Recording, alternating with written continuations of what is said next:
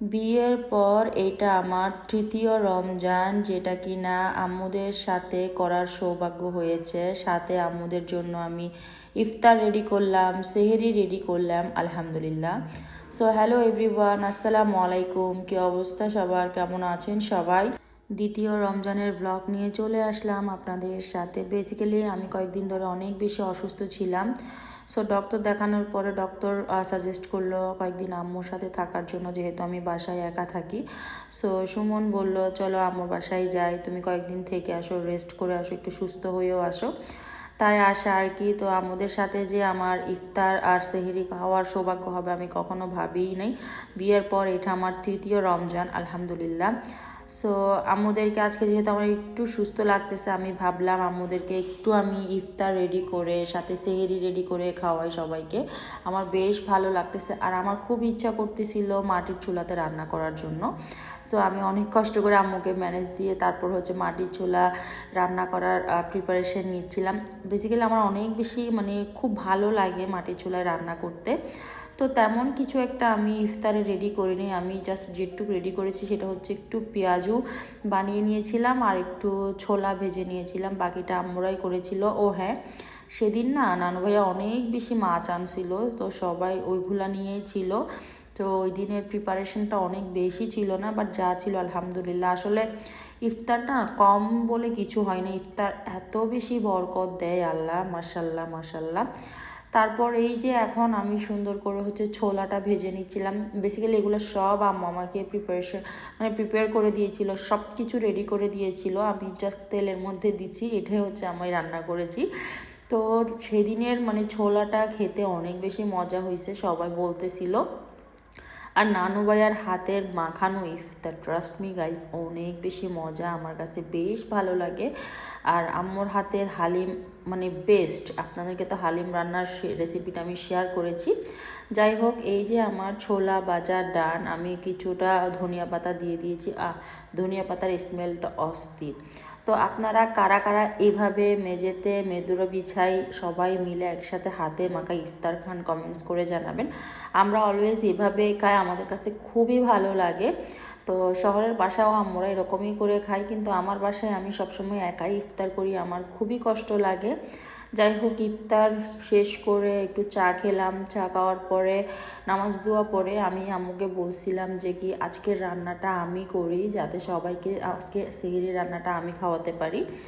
আমার কাছে খুব ভালো লাগতেছে, যেহেতু আমি অনেকদিন পর একটু সুস্থ ফিল করতেছি। ট্রাস্ট মি, যখন আমি অসুস্থ হয়েছিলাম আমি খুব কান্না করেছিলাম, কারণ আমি রোজা নিয়ে অনেক এক্সাইটেড ছিলাম, রোজা নিয়ে আমি অনেক বেশি খুশি ছিলাম। তো আমি চাইলে অনেক সুন্দর ব্লগ বানাতেই পারতাম আমার বাসায় থাকলে, কিন্তু আসলে আমার এটা রিজিকে ছিল না, আমি বলবো আমার বাসার ইফতার খাওয়া এই মুহূর্তে আমার জন্য। তো যাই হোক, যেটা আল্লাহ করে ভালোর জন্যই করে, ফ্যামিলির সবাইকে নিয়ে ইফতার করতে পারতেছি, সেহরি খাইতে পারতেছি, এটা আমার জন্য অনেক কিছু, আলহামদুলিল্লাহ। সো আমি হচ্ছে আমাদের জন্য সবার জন্য আর কি খাইসা বিচি রান্না করতেছিলাম। তো ওরা খেয়ে অনেক বেশি প্রশংসা করেছে। আমি এখানে আসলে আমাদের চিটাগংয়ের রান্না করি, আবার আমার বাসায় থাকলে আমার হাজব্যান্ড যেভাবে খেতে পছন্দ করে ওইভাবেই রান্না করি।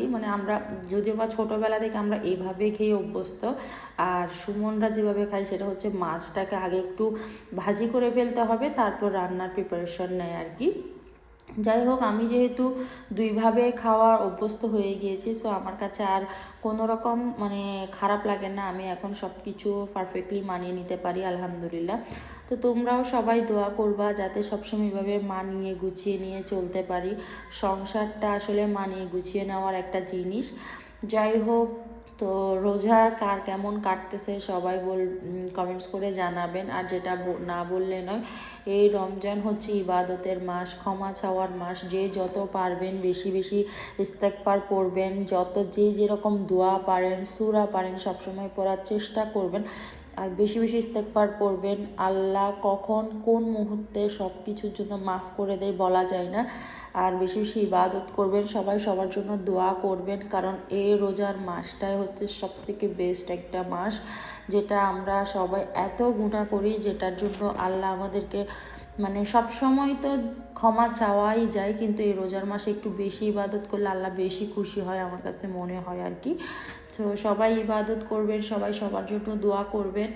আমিও সবার জন্য দোয়া করি, আল্লাহ সবাইকে হেদায়েত দিক, বরকত দিক, সবসময় ভালো রাখুক, সুস্থ রাখুক, এটাই আর কি। তো সবাই সবার মা বাবার জন্য বেশি বেশি দোয়া করবেন। তারপর এখানে আমি আবার পাশের চুলায় মাছ রান্না করতেছিলাম, এক পাশে খাইসা রান্না করতেছিলাম। তোমরা কে কিভাবে খাইসা রান্না করো অবশ্যই জানাবা। দেখেন কালারটা খুবই সুন্দর আসছে। তো এখন আমি একটু নাড়াচাড়া করে দিয়ে মাছের মাথা, যেটাকে আমি ভেজে নিয়েছিলাম মানে কষিয়ে নিয়েছিলাম, ওইটা দিয়ে দিচ্ছিলাম। খেতে না অনেক বেশি মজা হয়েছে, সবাই খুব প্রশংসা করছে, শুনেও ভালো লাগছে আলহামদুলিল্লাহ। তারপর এইদিকে আমি কয়েক পিস মাছ রান্না করে নিচ্ছিলাম। মাছটা না এভাবে রান্না করে আমরা খেয়ে অভ্যস্ত হয়েছি, কিন্তু বিয়ের পর থেকে আমি মাছটাকে আগে হাফ ভাজি করে ফেলি, তারপর রান্না করি। কিন্তু ওইভাবেও মজা, এভাবেও মজা। এভাবে আপনারা হয়তো যারা খান না তাদের কাছে মনে হয় একটু মাছের স্মেলটা থেকে যায় আর কি। এখন যে যেভাবে খেয়ে অভ্যস্ত আর কি, আমরা ছোটোবেলা থেকে এইভাবে খেয়ে অভ্যস্ত এই আর কি।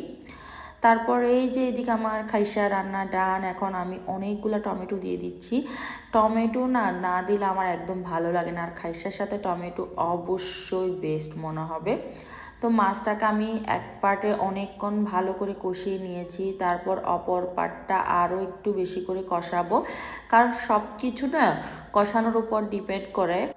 তোমরা আমার ভয়েসকে মানে জাজ করো না প্লিজ, আমার গলা অনেক বেশি ভাঙা, আমি যে কথা বলতে পারতেছি এটাই অনেক কিছু, আমার অনেক বেশি সর্দি, টনসিল, কাশি সব একসাথে হইছে। যাই হোক, এখানে আমি বিচির মধ্যে ধনিয়া পাতা দিয়ে দিলাম ভালো করে, তারপর আমার মাছও ডান। তো এখানেও আমি সুন্দর করে ধনিয়া পাতা দিয়ে দিয়েছি, মাশাল্লাহ দেখতে খুবই সুন্দর হয়েছে। সো আজকের ব্লগটা এখানেই শেষ করতেছি, সবাই ভালো থাকবেন, আল্লাহ হাফেজ।